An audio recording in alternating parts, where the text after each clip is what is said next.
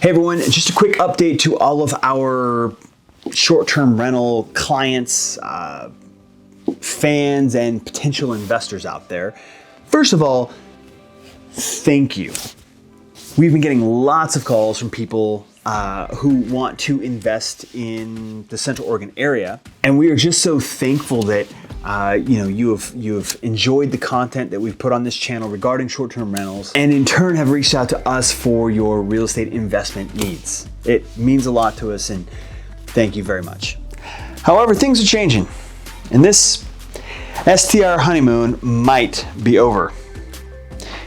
If you've already got your own STR, good for you. That's great. However, if you've been holding off on pulling the trigger, this might be a bit of a wake-up call for you.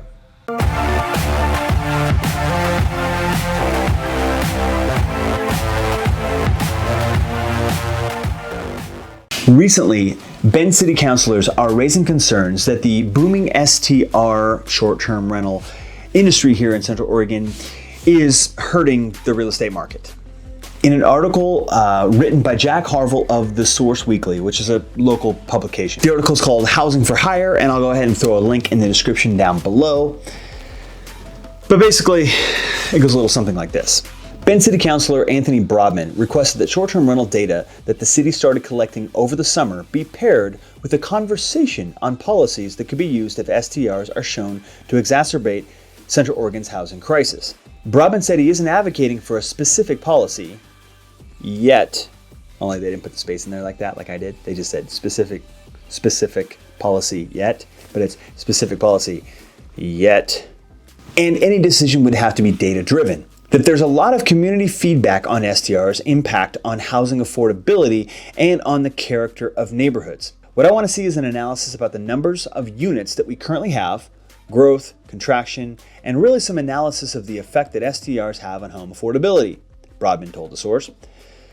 This data is coming, but I thought it's also important to have narrowly tailored regulatory options that staff believes are appropriate or something that we should at least consider. Bend had the fourth most Airbnbs per capita in the United States in 2019, according to IPX 1031, a financial services company. AirDNA, a website that tracks Airbnb and VRBO listings in real time, reports 1,163 active rentals in Bend's city limits. It does seem true that folks in our community think we have way too many of these things and we should be doing more to limit the number of them, Bend City Councilor Barb Campbell told The Source. The range of policy options available to the city includes moratorium on permits, creating a cap on the number of STRs, and changing zoning laws so STRs aren't a use by right in mixed use and or commercial areas. In 2015, the city required new STRs to be at least 250 feet from already existing STRs. This we already know, most of you. And if you don't, you can check out any of our other videos on STRs and how that works. Quote, I'm open to whatever is an efficient regulatory mechanism to make sure that this is the community we all want to live in, Broadman said. Well, I can tell you that people still want to move here, regardless if the whole STR thing. Both councilors says there's no desire to revoke any existing STR permits yet, and that STRs are just one piece of the housing crisis, but they need to maintain a standard of living for the residents of Bend. We are a kind of tourist town, but unlike Vail, unlike even maybe Tahoe, this quote, we were a working town before we became more of a tourist town, and we are still very much a community of folks who are working and living their lives, Campbell said. Well, Barb, we were a mill town before we were a tourist town. But then we were a tourist town all the way up until 2008, and that hurt. And now, thankfully, because of internet and remote jobs, we actually now are able to consider ourselves a working town again.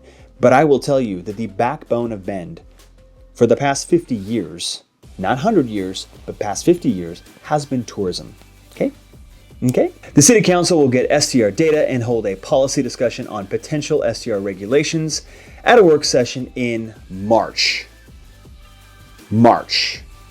It's coming in March. This is coming down in March. I guarantee something's going to happen in March. Okay, so thoughts? Look, I'm not going to lie and say that I haven't thought of this. In the hottest real estate market that we've ever seen in the history of real estate markets, last summer, and people can't even get into a home because of this intense competition where there's multiple offers on every house. And then, there's investors coming in also and wanting to buy those homes to essentially turn them into, little mini hotels, right? Maybe it does have an impact. But I love how they come at this, right? Like, oh, well, if the numbers show that there's a problem, data driven, how do you calculate what a statistical problem is? If one person lost out on a house who wanted to buy it to live in it, lost out on a house to an investor who turned it into an STR, that's that if it happened one time, is that a problem? What if it was 15 times? What if it was 150 times? Where's the line? How do you statistically prove a problem? I mean, one is it, if you ask me. So of course they're gonna find a problem with this. But is regulating the answer? Is taking away that right to purchase property as an investment okay? What about hotel companies? Is it okay for huge, massive hotel companies to buy up a chunk of land and put up a hotel with, 400 rooms? It's the same thing. You could just as easily turn all of that land and all of those rooms into condos or apartments. Are we going to start reducing the number of hotels that are allowed to be built in the city? Why can't the small investor do that? And why can't people do what they want with their own property? Maybe what they should be doing is addressing the larger problem of growth in Bend and how to actually build more and faster, releasing more lands to expand into the urban growth boundary, and improving turn times for permits, and maybe even reducing the amount of STCs that are charged so that anytime anybody wants to build anything, it's not charging them an arm and a leg to get started. I got hot on this one, sorry. I know. It's very obvious Bend has a problem with our growth. I know, I'm full of it too. We could stop growing and I wouldn't complain.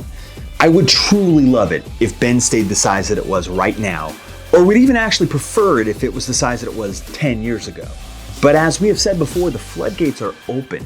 They're coming one way or the other. Now we can either accept it and guide it in a more sustainable direction, or we can continue to be NIMBYs, and that's short for not in my backyard. Not in my backyard. Point fingers at everyone else who's just trying to make it in this town. New developments and HOAs have already figured out how to curb this without city intervention. They simply put it into their HOA or their CC&Rs that you're not allowed to have short-term rentals in here. And as such, there are fewer and fewer opportunities anyway to have an STR. They're getting, the pickings are slim. There's not that many properties around anymore that are even eligible to become STRs. So, sorry, got a little off on a tangent on that one. I think this is important information to know. I guess the main point here is that further government regulation is coming down the road in response to STRs. And if you are considering buying an STR here in the city limits of Bend, that window is closing very quickly. So I would be shocked if nothing came out of this review period in March. And then again, it depends on how long it takes for them to be able to implement such regulations. So if you are thinking about making a purchase or getting into the short-term rental game here in Central Oregon or in Bend specifically, it's time to move. On that note, thanks for watching. Be sure to hit subscribe and smash the like button and maybe leave a comment or something. All the good stuff. We appreciate your views, your comments, and your likes. And be sure to stay tuned for the next video appearing somewhere right over my...